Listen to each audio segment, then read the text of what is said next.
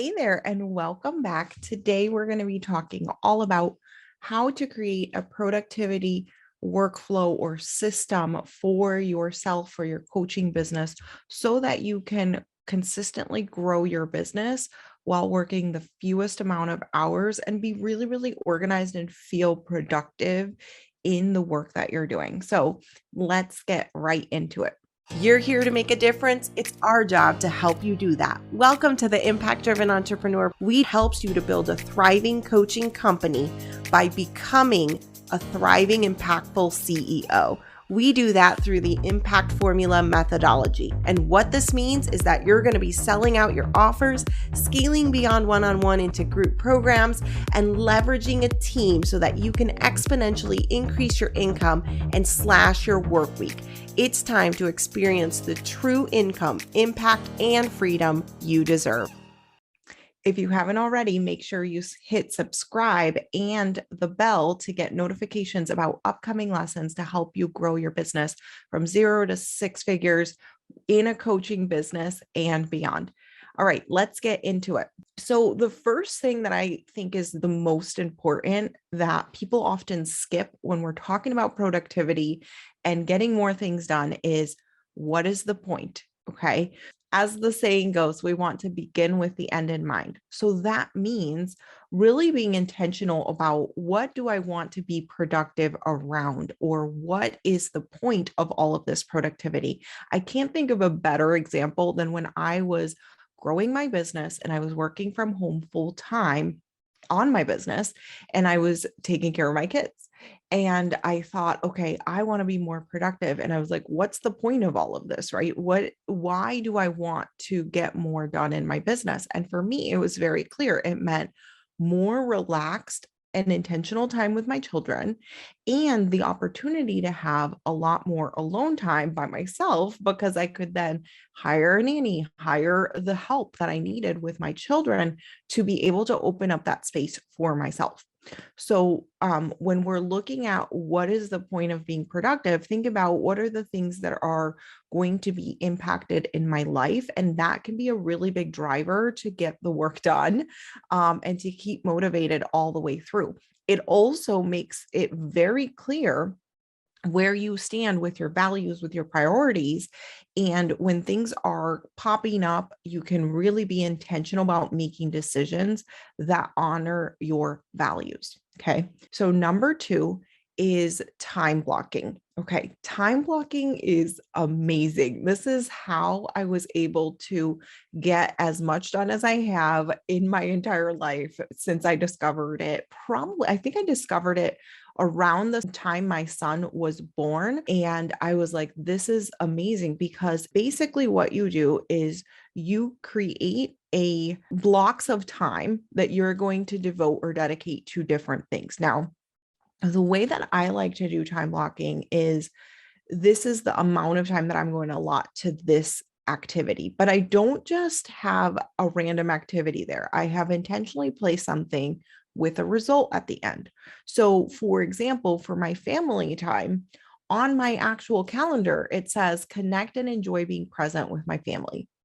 Okay. So that's my intention behind that time block. It's not just like family time or, free time, because what I found is that, and I know that that can seem like such a nuanced thing, but what I found is that when I was using the time blocking in that way, I was like, free time, I would just do other things like watch TV and enjoy, just like let the kids watch TV, and then I'll go over here and I'll paint for 5 hours. Like, that's not how I wanted to intentionally spend that time. Although my brain loves that and I love to have alone time and paint and all of that, that wasn't the intention of that time. And so it felt like I wasn't getting all of the things accomplish that I wanted to, because I wasn't clear about what the outcome would be at the end of that time block. So time blocking, yes, and creating it in such a way that you are crystal clear about what it is that you want to produce or the outcome that you want to have during that time. And yes, it can be something that is a feeling like connect and enjoy being present with my family, right? That is something that is an outcome, but it's also not something like beyond my control. Okay. So let's say we were doing this in a business context, right? Like what might I put on my calendar? And so it could be reach out to 5 podcasts to pitch them. It could be research and get 10 people onto this database for my sales pipeline, right? Like whatever it might be, you want it to be very, very quantifiable.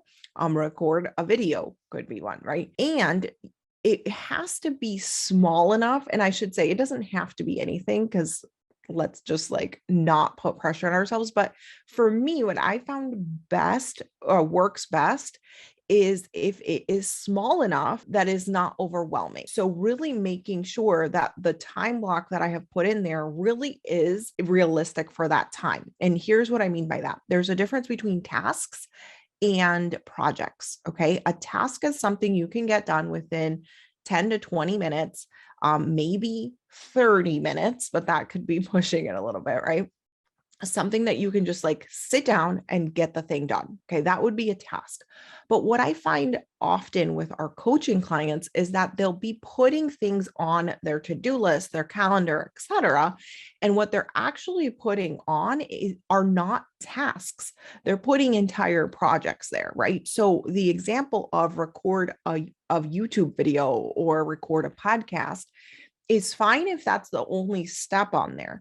But if you haven't done the pre-work for it, you haven't done the SEO research, you haven't, decided what you want to talk about, that is now an entire project. And breaking it down into those much more manageable steps really helps with time blocking to not only make the most of the time that you have, but also to not feel overwhelmed and not feel like you're behind. Because what can happen with time blocks, and I have seen this, I have done this myself, and I've also seen it with clients, is if what we put in our time block is a much bigger project than what that time allows. So let's say I put a 5-hour project in a 1-hour time block.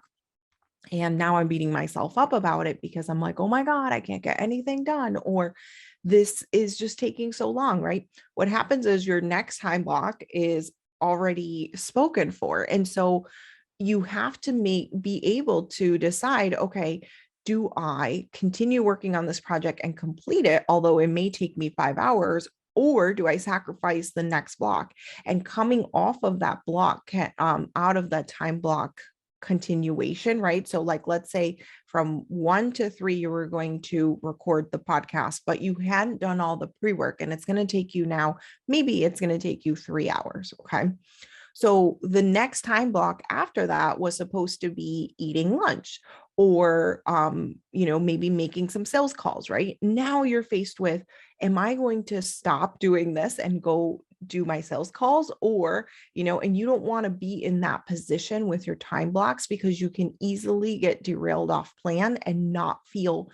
One of the things about time blocking that's really important is that you want to feel that momentum of productivity. That's what allows the system to keep going, because you are sticking with it on and off, right? Like, I'm not saying you have to be perfect to the minute, but you are sticking with it. You're feeling productive. You are feeling like you have enough time. You are feeling relaxed because the system has your back. You're not feeling like you have to keep track of all of these things in your head, right? And if we are forced to make decisions on the spot because the project we've put in there is too big for what we have time for, then it can cause us to get completely derailed and abandon all time blocking, which I think is a mistake, because it is such a powerful tool. And again, it's a tool. So how can we utilize the tool better, right? For me, it's been making sure I am putting things into the schedule, making sure what I'm putting in is intentional, and making sure they are tasks, not projects. Or if it is a bigger project, making sure I allot enough time, maybe double what I would normally put in. And if I don't know how long a task will take or a project will take, making sure I have regular intervals of time over the next few weeks or however long I want that project to last so that I can figure it out along the way. The other part of a productivity system, as I'm talking about, like what happens if the next time block gets moved or all of that, right? Is managing incoming tasks. So incoming information, incoming ideas, incoming to-dos. And this can come from all sources, right? They can be ideas from our own brain.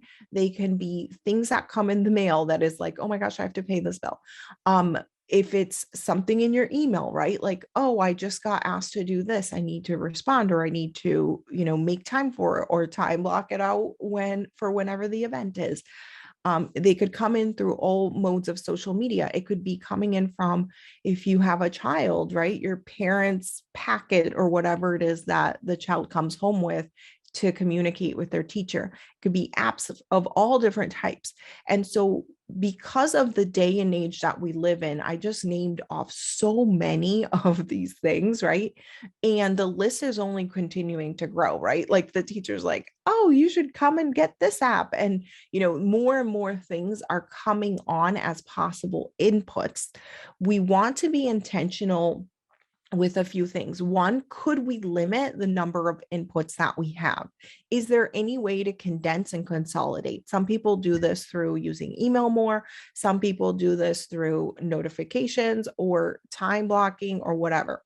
Can we limit the exposure to that? Because that can be very, very stressful, and it can derail our best laid plans for getting things done.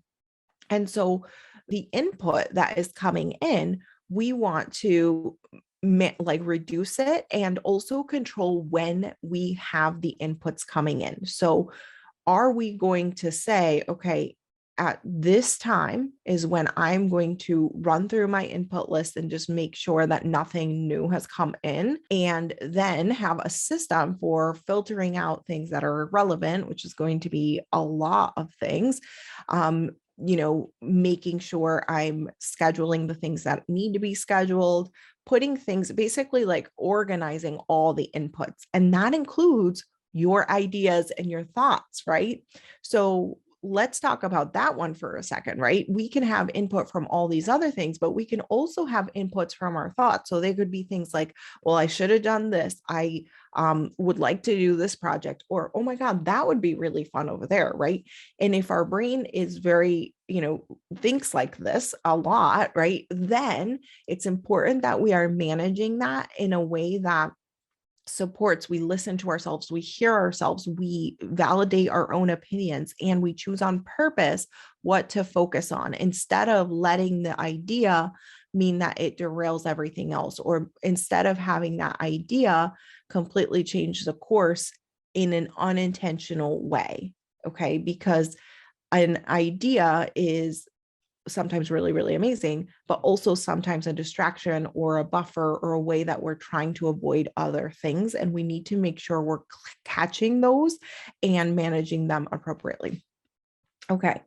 And that leads me to, what about making sure the system is working? And I alluded to this earlier. Okay. So when we are implementing a system like this, right, there are multiple parts. There's going to be being intentional about what we're focusing on. There's going to be the time blocking. There's going to be the idea or the input management. And the entire system works together as a whole. Think of it as cogs on like a wheel, or cogs working together, like interlacing together.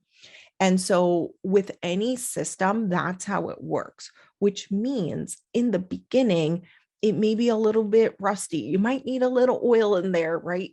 You might need to tweak parts of how you're doing things, how frequently you're doing things, what you're focusing on, or how the entire thing is laid out, right? If you are a paper and pen planner and that's what works for you, then your system would probably be best done on paper and pen, right? If you are more of a digital person, then making sure your system is digital is going to be really, really important. And it's not the place you are holding this information, it's your consistency with using it, your ability to continue to use it. Is much more important. And that's where it's about tweaking the system, right? So if you're like every 3 days, I was looking at all my inboxes and it felt really, really overwhelming because there was so much there to process. Okay, well, how do we either reduce the overwhelm? Could we manage our thoughts about it and have a better relationship with all the incoming stuff? Could we reduce the number of items on there by checking it more frequently, right? We want to sit there and problem solve through what the actual issue is instead of throwing out the baby with the bathwater, because the reality is this is life. We're going to have stuff coming in towards us. We also have a schedule of time that passes, whether we plan it or not. And it is up to us to decide on purpose what matters to us and what we want to accomplish so that we can have the most productive, most fulfilling, and joyful life that we want. Being productive in business, really, a lot of it means making the most money that we can with the hours that we're investing into our business. And in order to help you to do that, we have created a freebie called Raise Your Revenue Ceiling. It is a revolutionary 4-item daily checklist that helps coaches to make the most out of their limited time by focusing on the tasks that help you to increase your revenue. In order to get it, go to impactdrivenentrepreneur.com/ceiling, and I'll see you over there. Make sure you hit like, subscribe, and the bell to help this video to be seen by more coaches just like you, and to get notifications of upcoming videos to help you take your coaching business from 0 to multiple 6 figures. Have an awesome day.